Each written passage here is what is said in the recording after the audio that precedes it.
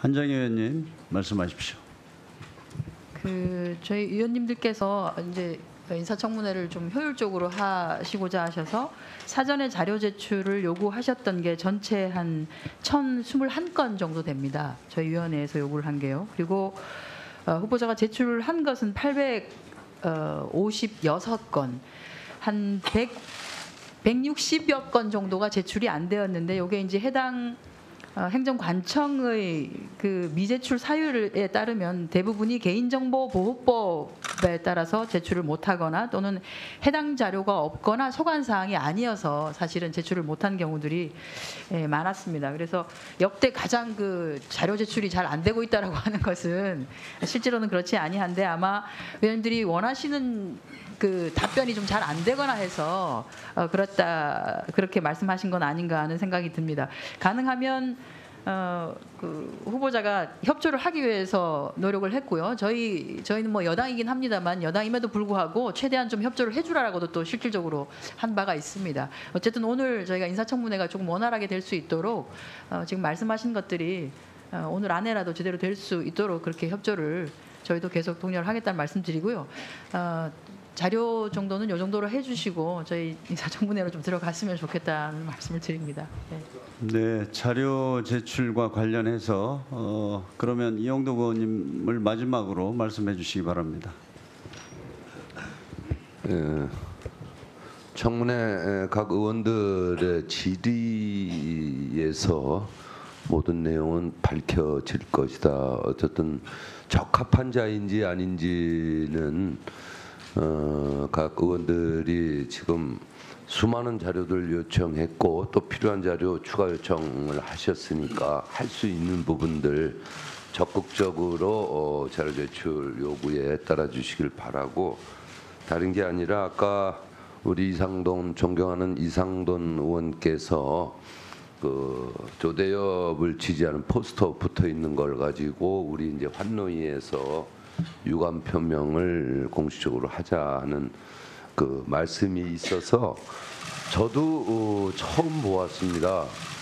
이 장관 후보 내정자의 각 양대 노총을 포함해서 굵직굵직한 노조들이 이렇게 많이 지지 선언을 하는 것도 처음 봤고, 또 노동 전문 학자들이 68명이나 지지 선언하는 것도 처음 봤고, 이게 긍정적으로 봐야 되는 건지 어떻게 봐야 되는 건지 모르지만은 새로운 노동 정책을 요구하는 바람이다, 저는 이렇게 보는데, 그 포스터를 붙인 거 저희 방에 앞에도 붙어 있었더라고요. 그래서 저희 방에서 사실 조사를 했는데, 그게 그 지지하는 한 노조에서 환노위원들 방 앞에다가 전부 그렇게 포스터를 붙인 거고, 우리 환노위 차원에서 유감 표명을 하고 이러는 사항은 아니다. 처음 있는 일이다 보니까 조금 이상하다, 당황스럽다 하는 부분도 있었지만은 오늘 질의를 통해서 모든 것이 국민 앞에 밝혀지고 자질, 능력, 역량의 검증이 될 수 있다. 그래서 저도 바로 질의로 들어가도록 하는 게 맞을 것 같습니다. 네, 그 의원님들의 의사 진행 발언을 마치도록 하겠습니다. 많은 의원님들이, 여야 의원님들이 함께 자료 제출을 요구했습니다. 후보자는 청문회에 임하면서 의원님들의 그 자료 요구에 대해서 성실하게 임해야 할 책임과 의무가 있습니다. 그렇기 때문에 가능한 모든 자료를 오늘 빠른 시일 내에 제출해 주시기 바랍니다. 그리고 아까 이상돈 의원님이 말씀하신 지지 포스터, 이거는 저희 위원장으로서도 좀 유감스럽게 생각합니다. 사실 국회의원들에 대해서 물론 찬반 의사를 전달할 수 있지만 그 의원실 앞에 포스터를 붙이는 행위는 그건 있을 수가 없다고 생각합니다. 경위야 어찌 됐든 물론 후보자에 대해서 찬성하는 사람이나 단체도 있을 수가 있지만 그런 식의 의사 전달은 옳지 않다고 생각합니다. 그래서 위원장으로서 대단히 유감스럽게 생각한다 이렇게 제 입장을 분명히 표명하고 앞으로 이런 일이 발생하지 않도록 하겠습니다.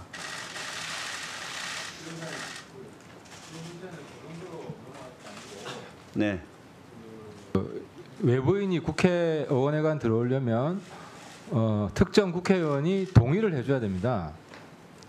그래서 이게 만약에 테러 관련된 물질이었으면 큰일 날 뻔했던 사건이고 때문에 우리 국회 전체 차원에서 이 위험성을 환기시킨다는 목적으로 취지로 우리 환노위 차원에서 그건 조사를 해줄 것을 저는 촉구를 해야 된다고 봅니다. 네, 하태경 의원님, 사실 과거에도 보면 그러니까 인사청문회 관련해서 후보자에 대한 지지와 반대 이것을 개별 의원들에게 전달하거나 이렇게 하는 경우는 있습니다. 그러나 뭐 여러 가지 형태로 뭐 지지 성명서를 전달하기도 하고 무슨 또 연서명을 해서 전달하기도 하는 찬성과 반대가 다 있었습니다. 그거는 뭐 통상적인 일이라고 생각이 됩니다만은 이번에 포스터를 한 것은 저도 오늘 처음 알았는데 그거는 좀 정도에 벗어난 일이다 이렇게 생각이 되고요. 그 문제에 대해서는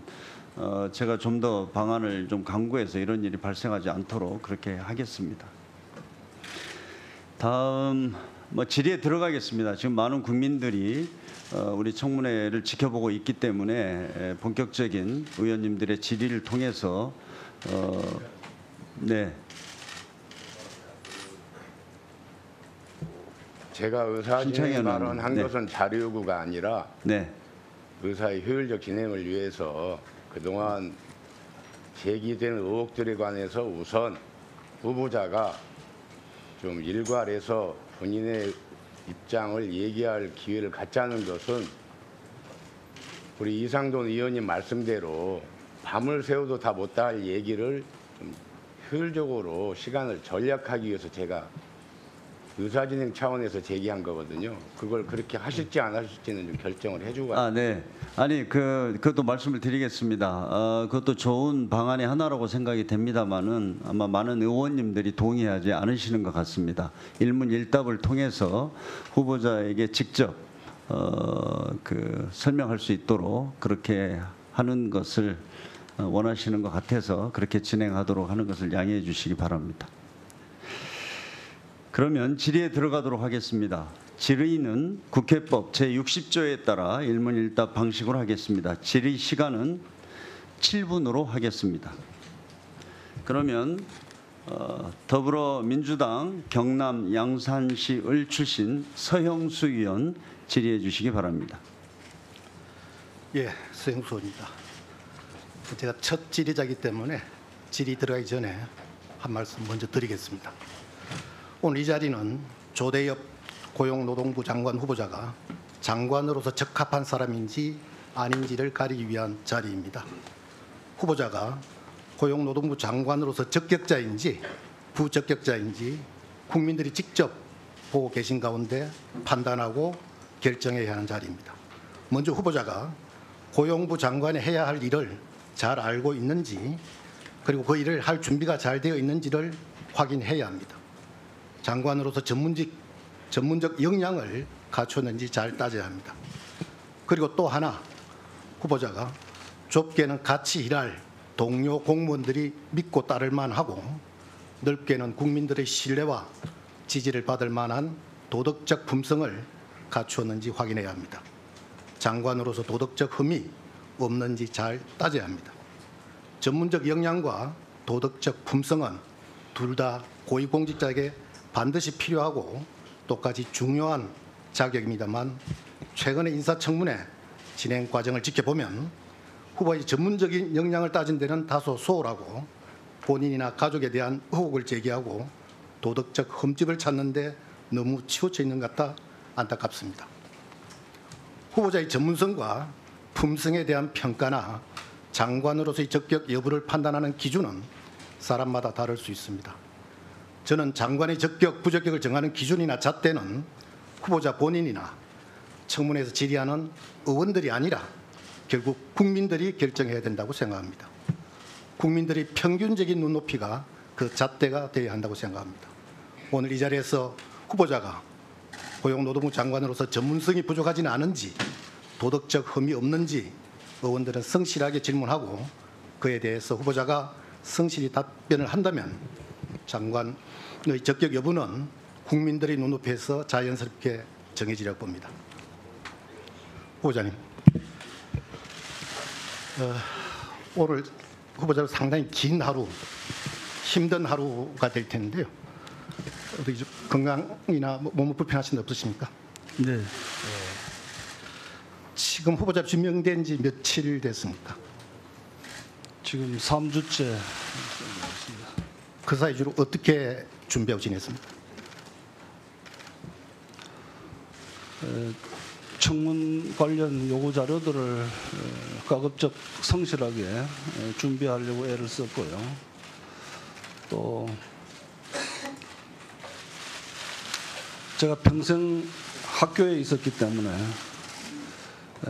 공직에 대한 첫 경험입니다. 그래서 여기에 공직자에게 요구되는 여러 가지 요건들 이런 것에 대해서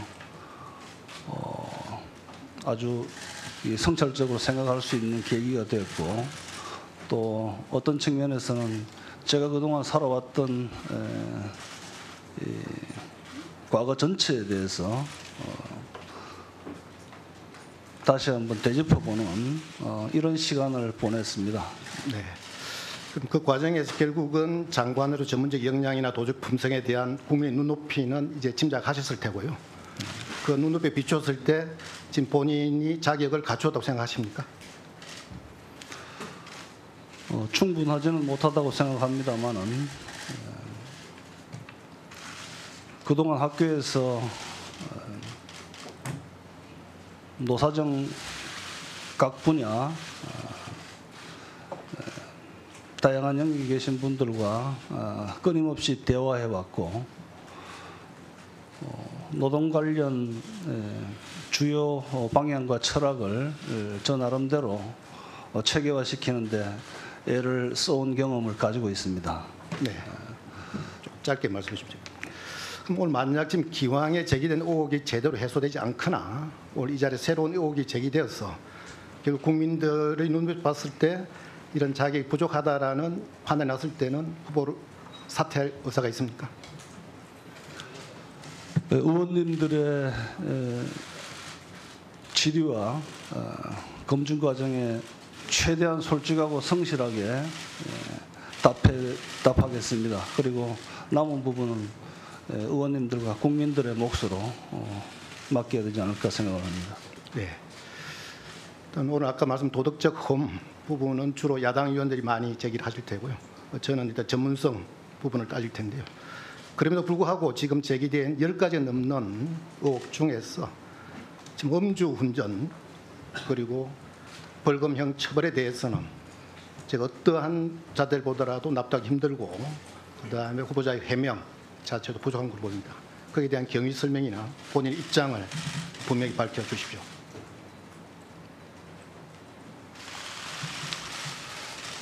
어, 2007년으로 기억합니다만은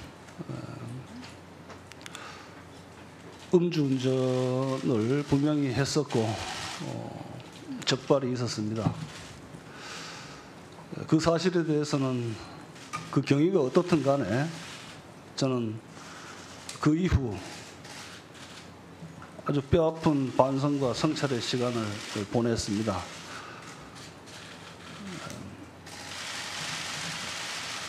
지금 저는 공직 후보로 여기 앉아 있습니다만은 학교에서 연구와 교육 과정을 누구보다도 충실히 해왔었고, 또 학생들을 가르치는 입장에서 부끄럽지 않게 살기 위해서 애를 써왔었습니다.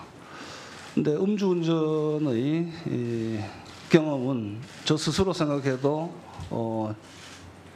저 자신에게 용서할 수 없는 이런 측면도 느껴졌고, 그래서 그 경위가 어떻든 간에 저는 있어서 안 될 일을 했다는 측면에서 국민 여러분 앞에서 그동안 지속적으로 해왔던 반성의 연장에서 지금도 다시 한번 죄송하다는 말씀을 드립니다.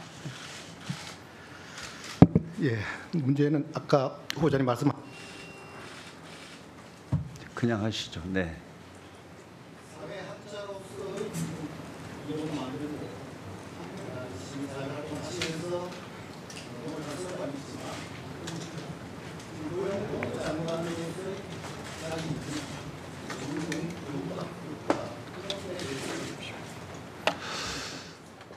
제가 초기 연구 경력은 주로 시민사회와 사회운동 이런 부분에 치중을 했습니다만 제 연구 경력 후반부는 대체로 민주주의의 문제, 공공성의 문제, 사회통합의 문제, 갈등의 문제 이런 부분에 고심을 해왔었습니다. 대부분의 연구 성과도 거기에 집중되어 있습니다. 또 이 조금은 보편 학문으로서의 사회학이 지향하는 이런 측면들을 가지고 제가 고려대학교 노동대학원에 주임 교수 약 3년을 넘게 했었고요. 노동대학 원장직을 지금 2년 한 후에 이어서 연임을 하고 있습니다. 그 시기 동안에 노동학에 대한 관심이라든지 노사장 대화 창구에 대한 관심이라든지 또 이 노동학 콜로퀴움이라는 것을 개설해서 노동 현장을 직접 방문해서 현장 활동가들과 연구자들이 끊임없이 소통하는 방식을 지속해왔다는 점이라든지 또 KU 노사장 포럼을 운영했던 경험들 그리고 노동문제연구소에서 실시했던 여러 가지 학술회의라든지 또 연구 프로젝트 경험을 통해 가지고 노동 분야에 대해서는 제가 현장의 전문가들을 따라가지는 못한다 하더라도 큰 틀에서의 방향성이나 이런 부분들은 잘 알고 있지 않는가 하는 생각을 합니다. 네, 세용수 의원님 수고하셨습니다.